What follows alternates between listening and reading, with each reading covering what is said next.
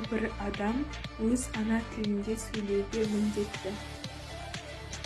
Мен отанымды, тәуелсіз Қазақстанымды, қасиетті де қастерлі мекенімді, байлыққа, қазынаға толы жерімді, ең бастысы болашағы айқын, келешегі жарқын қазақ тілімді мақтан етемін.